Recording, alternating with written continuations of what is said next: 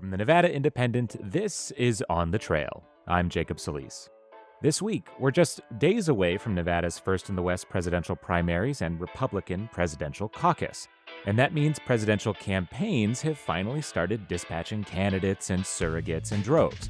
But what do the voters showing up to these rallies and meet and greets and get out the vote events actually think? And is anyone still excited for a rematch of the 2020 election? Our reporters Sean Golonka, Eric Nugaborin, and Nyoka Foreman join me to break it all down.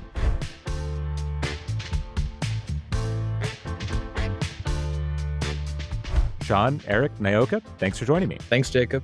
Thanks for having us. Thanks for having me, Jacob. Well, I'm glad you're all here because let's back up. Let's explain the timing of all this because, the South Carolina primary is technically the first on the nominating calendar on Saturday. Nevada's second on Tuesday, February 6th. But Nevada has an early voting period, which means the polls have been open here since last Saturday. That's a full week before South Carolina for anyone who's counting at home. And all that prelude aside, Eric, you were out in East Las Vegas last week for the start of a sort of parade of candidate visits that happened.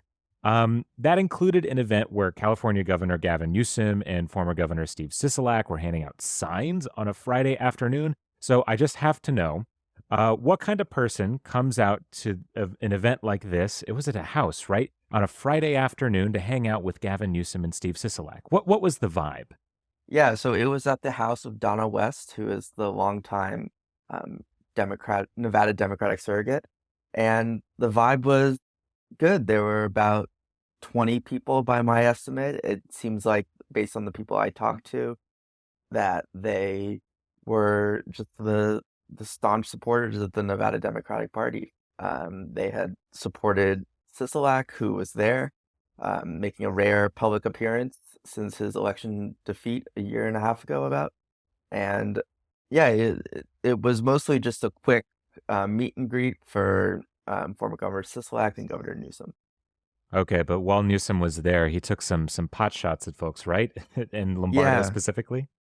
Yeah, he took a veiled shot at Lombardo, and when I asked him about it after, he didn't even realize that he had done it, so it may just be second nature to him.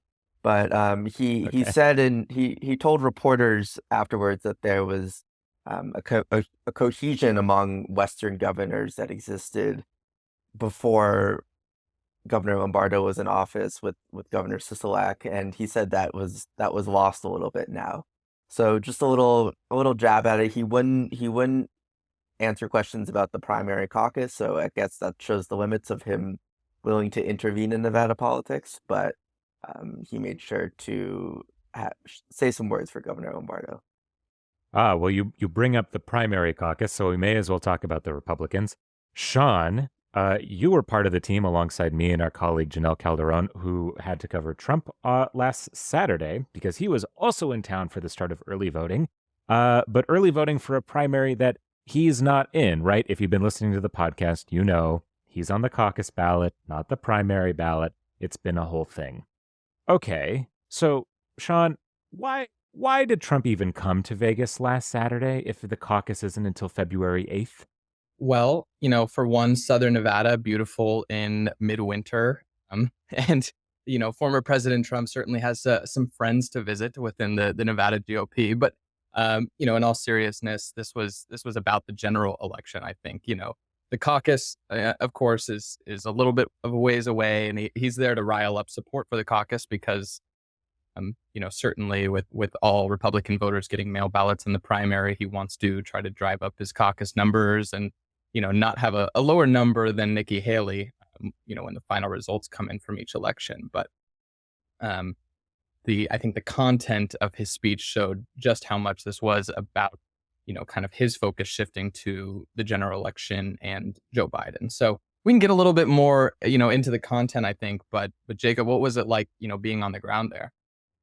The vibes were extremely weird because I'll say I've been to a bunch of Trump rallies at this point between 2020 and now this cycle.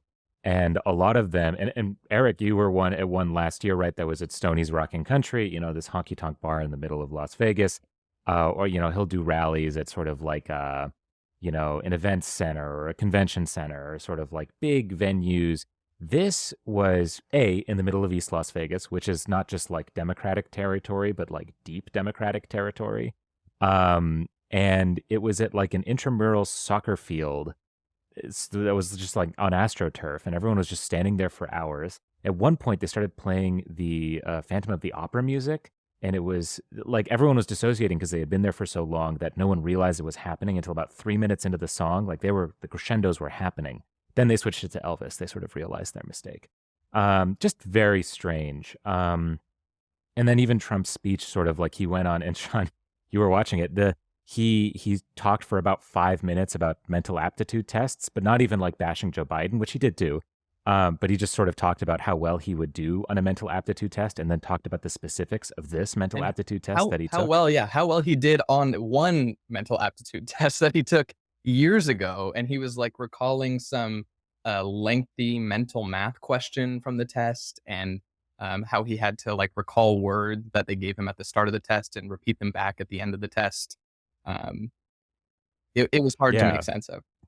It was something to behold. But the voters there, I mean, they love it, right? They love Trump. They're there for Trump. Voters that Janelle and I talked to. I mean, one woman told Janelle that, if Trump were dead, because she said Trump would, all right, no, actually, hold on. Maybe I'll phrase it this way. Yeah, she said if Trump were dead, she'd still vote for him, which I think evokes right in Nevada. If anyone remembers, Dennis Hoff ran for assembly, won the primary, died, and then won the general election. It's hard not to make a comparison in Nevada. But we will return to Trump in a moment because he was in East Las Vegas at the same time, Nyoka, that Kamala Harris was in East Las Vegas. But you were following around as she went on this sort of tour of like parts of downtown, parts of East Las Vegas. So where did she go and what was she doing, right? Because this wasn't like voters, right, coming out to see her at these things. Correct.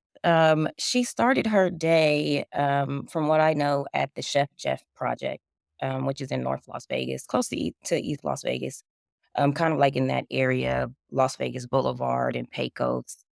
And it wasn't a place for voters. It was more so a space to talk about small business ownership and what the SBA is doing to help people attain business ownership. And the SBA, the Small And Business Administration, right?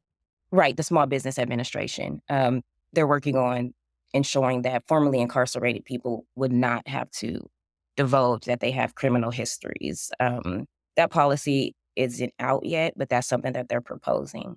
Oh, well, so you talk to people. So they were at the Chef Jeff Project for like what they do right there, and then Kamala Harris arrives, and so I guess these people are just vibing. The vice president arrives. What do they have to say about the vice president showing up? Well, I talked to the culinary assistants and I was speaking with them about the election. Are they inspired? And most of them were saying, they're not engaged in politics. It's not something that they're interested in. So they were excited to serve the VP and some were nervous, some felt very prepared to, and actually they didn't serve her. They just showed her the food that they cooked. Um, so I'm not sure. I think that they were happy to serve her, but not in a political way. It wasn't because she aligned with their politics. Right. Like it's not. This is not like a voter engagement thing. It's more of a like, oh, that's the vice president thing. Correct. Okay, gotcha. Well, okay. After that, Eric, you were at an actual political rally that the vice president was at. But I know that it was quite brief. So I guess how long did Harris actually speak for, and what did she say? Yeah, she talked for, I think my count, about 16 or 17 minutes, which was about 2 hours, 2.5 hours after the reporters had to get there. So we were hanging around. There was a lot of fanfare before. There was a mariachi band, a local dance team. But going back to Vice President Harris's speech, it was kind of just the usual hit. She took some shots at Donald Trump, uh, saying one time that he does it all for himself and he isn't actually looking out for Americans. Beyond that, it was just running through the list of the accomplishments of the Biden administration. Again, not really. I don't think there was even one mention of the Nevada primary. It was all eyes toward November, which seems like is just the common trend in this campaign because the results of the primary and the caucus and the presumptive nominees for both major parties are all but decided at this point. So it was an interesting just peek into what the Biden campaign is thinking at this point in the race. Okay, well, I want to follow up on the voters and how they were feeling because at this event in particular, some of you may have seen on social media, there was a clip of a couple of people wearing hijabs who were not allowed into the Harris event. This got blown up by the sort of, we'll call them the ceasefire left, that have been displeased with the Biden Harris administration, specifically over their stance in Israel. The Biden campaign pushed back on this and basically said these two people were protesters and would have disrupted the event. They implied that they were also disrupting a Jackie Rosen event that happened a while ago. So, not sort of getting into the specifics of that, but using that, I guess, as a frame to say the party has had, I think, a bit of a friction, specifically with young voters who are more left leaning inside that sort of big Democratic tent. Did you notice any of that at this event? I guess what were the kinds of people showing up to this Kamala thing? Yeah, it's interesting because a lot of there were some young people, of course, but by and large, it was mostly like an older crowd, adults who have children. People brought their children there, and everyone I talked to was at least in their 40s. So it represents an interesting, I think, like generational divide, and it kind of goes back to what Naoka had seen at the Chef Jeff event because there were some younger voters there who she spoke with that were just like apathetic about the current state of politics, whereas the people I spoke with at the Trump rally were very I don't want to say catastrophizing, but they really stressed the importance of the election and viewed it as very high stakes, whereas some other people aren't as enthusiastic about the candidates and the election as a whole. Yeah, always remember every election is the most important election of your life. Now, I'll ask you this, Sean, because I'll say when I was at the Trump rally, like Eric said, a lot of folks were older. I mean, at some point, someone passed out, right, from having stood there for so long. And even in East Las Vegas, right, which I think is something like it's at least majority Hispanic, if not over 60% Hispanic. A lot of white faces in that crowd. I'm going to be real. So a lot of folks that we talked to were like Eric said, I think maybe catastrophizing is a very specific word, but certainly there's a level of doomerism in the sort of parlance of our times that everything is bad and everything is terrible. And very specifically, immigration is bad. And Sean, Trump really homed in on this. And to what degree do you think that the message on immigration specifically is coming from the top down here? That sort of Trump is dictating to the voters sort of what the level of concern ought to be. Because I think maybe a month ago we were really concerned about the economy, and that seems to be less so. Yeah, I think, certainly he sensed that this is not a winning issue for Joe Biden. I mean, Republicans, I think, in recent years certainly have tended to perform better on the immigration issue. It's also all connected to what's happening in Congress right now, where they've been working on this bipartisan immigration deal that Trump has also kind of separately tried to torpedo by calling it, saying that it would be even worse than passing no deal at all to improve, border security. So I think certainly Trump is trying to seize on this issue. It was something that we saw, I think in 2016, kind of his anti-immigrant rhetoric. And I think that's really been amped up a notch with, what his speech was. And I think it was something that hit home with voters who, kind of with the news that they consume on a general basis there's a lot of fear mongering about illegal immigration and, immigrants coming to steal their jobs and their wages and that sort of thing. And so he was really trying to, I think kind of hit home on that point to bring out that fear, I think, and kind of drive the motivation with that. Yeah, I would agree with that. And I think in classic Trump style, he also spent somewhere between 5 and 10 minutes telling an extended story about negotiations with Mexico. So I guess let's put a pin on that. we're going to be talking to a lot more voters because, hey, get ready. It's an election next week. But before we get to that, that is a next week problem.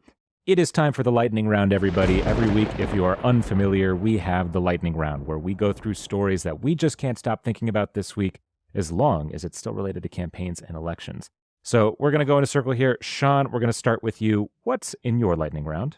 Well, Jacob, I have an update from 2 weeks ago on everything that we were all excited about, the ice cream primary in Henderson. I got to say, I'm actually incredibly disappointed in my hometown, the city of Henderson, because I'm looking at the sample ballot right now. And here are the options on the sample ballot for kids voting in this primary: bubblegum, chocolate chip, cookie dough, cookies and cream, mint chocolate chip, Rocky Road, vanilla. So none of these candidates option, no write-in option. I think Cherry Garcia might have missed the filing deadline. It might have at this point. Yeah, okay. So it's not a great set of options in my opinion, but vanilla. I mean, it's chocolate. outrageous. I mean, that bubblegum. Yeah, I mean, you're right. That bubblegum, like, clear what I guess right, yeah, it's no, kids, I'm so livid. it makes sense, but I'm disappointed. I'm sorry. When is the last time any child has eaten bubblegum flavored ice cream? Who would purchase that for a child? Anyways. Well, I'm now extremely angry. Thank you for that, Sean. Eric, what's in your lightning round? Yeah, there was some interesting news out of Reno, or Washoe County, more broadly, earlier this week that they had the Washoe County Republican Party had voted to kick out one of the commissioners, and it was interesting because Governor Lombardo appointed her to the commission in February, but the county party has since exiled her. And she has not been like a vocal supporter of Robert Beadles, who's a big GOP power player. So it kind of provided a window of insight into who are the power players in the GOP, right? Yeah, an incredible scene, frankly, in Washoe County. And frankly, the funniest part of all this is that, I mean, she's still a Republican, right? The R will be next to her name, but she's not allowed to come to the meetings. Yeah. All right, well. Maybe just a Republican and letter only. Truly, finally, a rhino, a real one. Anyways, all right. Nayoka, what is in your lightning round? All right, I have to bring more of a sobering angle, and I do apologize. But I would say I was just at home. I had the news on, and I'm keeping track of the U.S. troops who were killed in Jordan. And that story was pretty striking for me. I'm listening to how it was an unmanned drone that flew into military bases and how they went about it, either trailing another U.S. drone or flying really low. So that was interesting. And what was really striking was to see the images flashed in the news, and it was 3 Black soldiers, 2 of them being youth, if we're classifying them as youth in Nevada. Um, and so often Black folks are not the subject of news unless it's focused on race. So naturally, I'm hearing the news and I'm not picturing Black soldiers. I'm not picturing Black military service members. And I think the moment really brought me down to earth about, wow, US soldiers were killed. We're possibly, going to respond to this. So it was a very sobering moment for me, but it was striking to see, and they're all from Georgia. That was striking information for me. Yeah, and it's a striking moment. I mean, politically speaking, right? And I hate to be crass about it, right? Sort of making this a political moment, but right, the Biden administration is being stressed, I mean, internally, right? In its response to the Middle East, and certainly the situation in Jordan is going to be, I think, a factor in the way that people view American foreign policy going forward. Well, I'm going to take a complete left turn with my lightning round item. So I have to talk about Taylor Swift. This is on behalf of Gabby, who is not on the show this week. But she demanded that we discuss Taylor Swift being a CIA asset, according to conservative influencers online, apparently, because the NFL is rigged, and Taylor Swift and Travis Kelce are actually a liberal psyop in order to brainwash people into voting for Joe Biden, apparently. But Hey, if you're actually interested in this, this goes back to like 2016. I have been following this for a long time. Like, there's a bunch of like straight up neo-Nazis who are really invested in this story. There's been reporting back in 2018 as well about like links to 4chan and online conspiracy theories. So, hey, the rabbit hole goes deep on this, folks. So if you want, I recommend there's some light reading if anyone wants to reach out that I have available. It's crazy out there. But I'll just say this didn't come out of nowhere. I'll just say that. Woof. Well, what a lightning round. And I guess with that does it for this week's episode of On the Trail. Our show is produced and edited by Joey Lovato with additional help from Michelle Rindels and Kristen Leonard. And there is a special election week programming that we have today. We are going to have 2 new episodes of On the Trail next week. We're going to have fresh reactions from the primary election results in your podcast feed on Wednesday. And we're going to do a live Q&A on YouTube that's going to stream on Friday.